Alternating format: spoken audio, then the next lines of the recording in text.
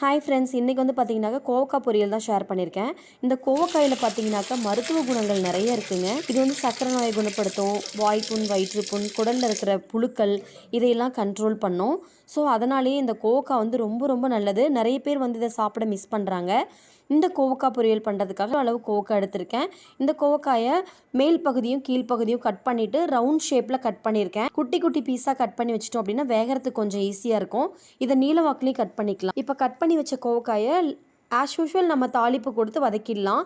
என்னென்ன சேர்க்குறேன் இன்றைக்கி அப்படின்னு பார்த்தீங்கன்னாக்கா, ஆயில் சேர்த்து கடுகு, வெங்காயம், கருவேப்பிலை, பச்சை மிளகாய், தென் இஞ்சி பூண்டு கொஞ்சம் அளவுக்கு சேர்த்துட்டு நல்லா வதக்கி விட்டுட்டு அதுக்கப்புறம் நம்ம சின்ன சின்ன பீஸாக கட் பண்ணி வச்சுருக்கிற கோவக்காயும் சேர்த்து வதக்கிடலாம்.